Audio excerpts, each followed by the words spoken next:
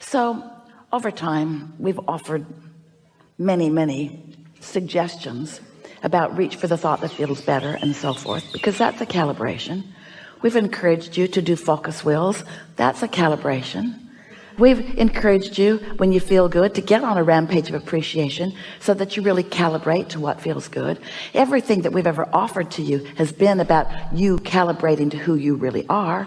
And of course, before you can calibrate to that note, to that vibration, you've got to first know that it exists. Do you?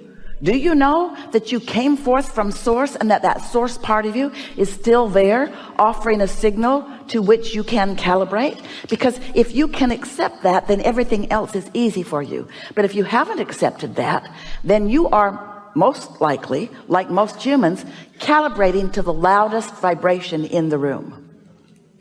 That's what mobs are. Calibrating to the loudest vibration in the room. And sometimes you get confused, because if you haven't beforehand taken the time to calibrate to your highest frequency, then the loudest note in the room will call you to it. And that's all right, because as you get called to it, you have a feeling sensation. And this is what we really want you to know. You may accept it just because we say it. You may accept it because you knew it before we said it. You may accept it because nothing else makes sense to you. You may accept this. We want you to come to accept this. You are source energy, and a part of you is here in this physical body. And the strongest calibration, the strongest signal that you are, is one of pure love, one of knowing well-being, one of loving self, and one of loving others. But that love word is so overused and so misunderstood that it's maybe not even the best word to use. The God word doesn't work either, because so many of you think so many things about those things. So we don't want you to calibrate to a word. We want you to calibrate to a feeling. And we want you to do your best to decide that feeling good is a good thing.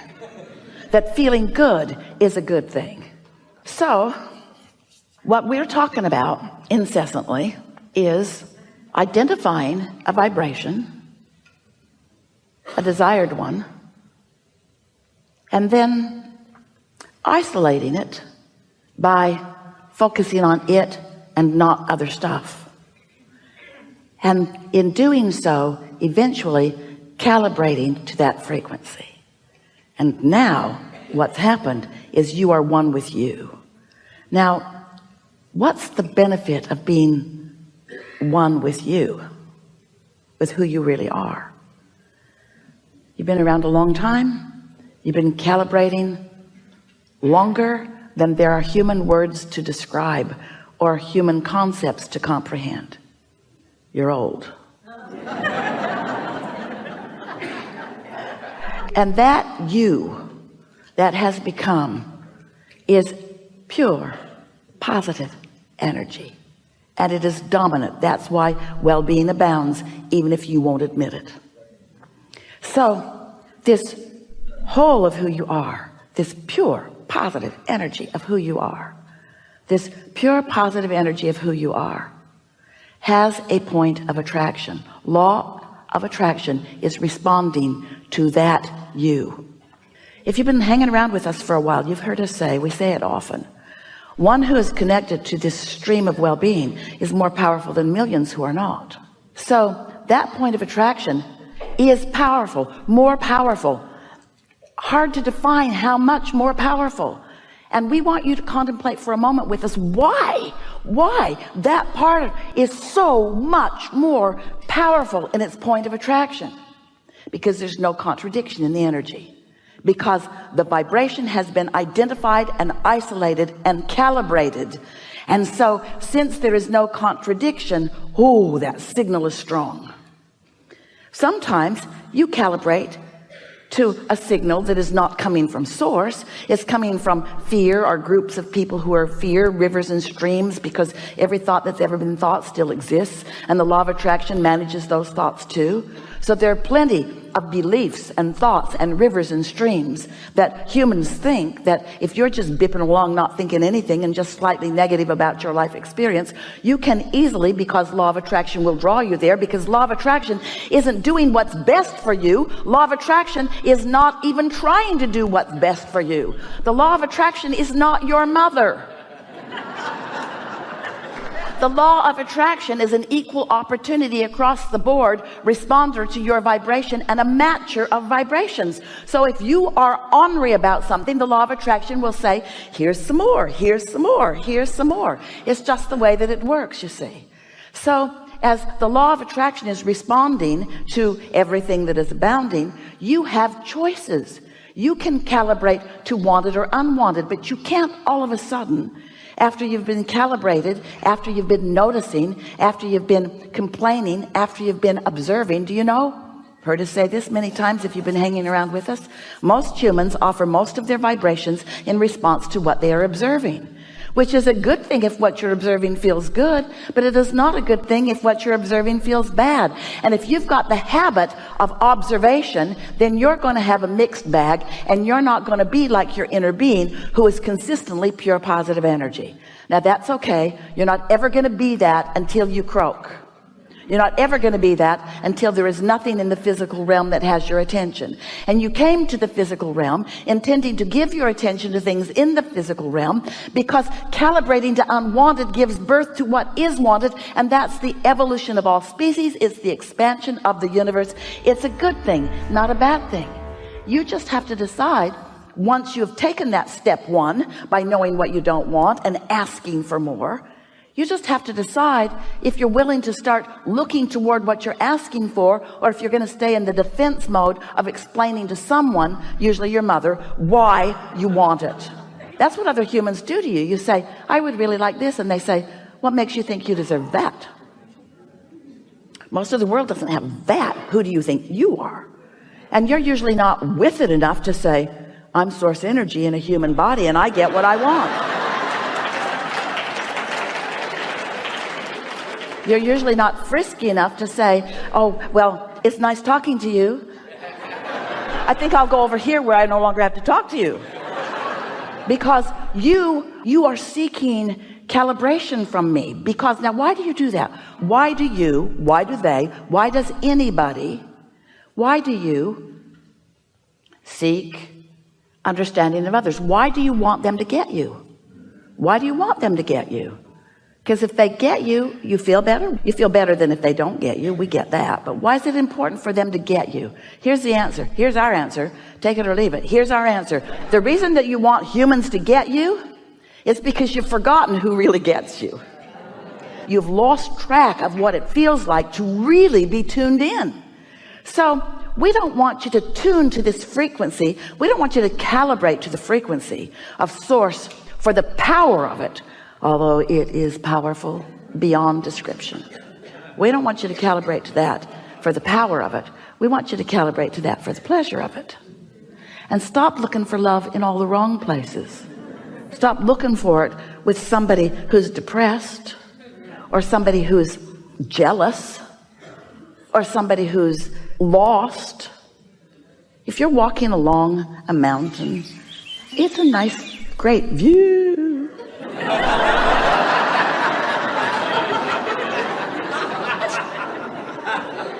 And you're not feeling all that stable, and there are a couple of people with you. One, clumsy and dumb. Chances are that person's going to walk right off the cliff and not even know it. And then there's somebody else, sure-footed and stable, paying attention. Which one would you be glad was walking close to you? And we're just saying, your inner being, your source, is not just walking close to you, is all over you, surrounding you, infused in you, flowing through your streams, your air streams and your blood streams and your vibrational streams. You are so understood and so loved and so wrapped in this stable love But if you're focused upon something that's a different frequency, you don't know it. And you see, it's your perception that matters. Your inner being can love you unequivocally, as your inner being does, eternally. But if you don't know it, you don't get the benefit of it. If you know something else, you're blocking that. If a tree falls in the forest and there's no one there to hear it, did it make a sound? Nope. It made a vibration. But if there isn't an ear there to translate the vibration into what you call sound, there was no sound, there was vibration. So you got to tune to the frequency of source before you have that knowing. The existence of your source within you is only meaningful to you when you know about the existence of your source and you calibrate frequently to it. And you know, the more you calibrate to the frequency of your source, the better you'll feel, first of all. But then something else happens. People used to say to us in the early days when we would encourage meditation, and they would begin meditating sometimes for the first time in their life, and then they would say to us, Abraham, is it normal for all hell to break loose in my life when I begin meditating? And we would say, yep. Because as you calibrate to that frequency of who you really are, when you're not calibrated to that frequency, you notice it more. The more you are that loving being that you are, the more painful it is to be otherwise. You just get so you can't stand it, you see. And then what happens to so many of you, you begin associating that discomfort with the people or experiences, usually experiences that include people, that are present when you feel the discomfort. And then you think it's their fault. Because before they were there, you didn't feel this way. So they should change. They should do something different so that you can feel better. And that's what we mean by calibrating to things that are unstable. We're not talking smack about humans. Well, we sort of are. You're blessed and you're beautiful and you're magnificent and you are a balance of contrast just like you knew you would be. So let's go back to this business of when you see something that you like and you focus on it, it feels so good. But then when you see something that you don't like and you focus on it, it feels so bad. Let's talk about the disadvantage of looking for feeling good in that way. Because as you look for it there, and find it, now you're holding that person responsible to hold you in their gaze. They got to be stable. So you're not giving them the opportunity to have their own expansion. You're not giving them the opportunity to calibrate. You're saying, get calibrated and focus on me because I only have the ability to get my juices from you. And it's not long before you resent them for a number of reasons. First of all, they don't have the ability to only focus on you. And then you feel like something that has been tethered that isn't. And next of all, they can never provide the satisfaction that you will feel when you hook into who you really are. So love them, but don't need them.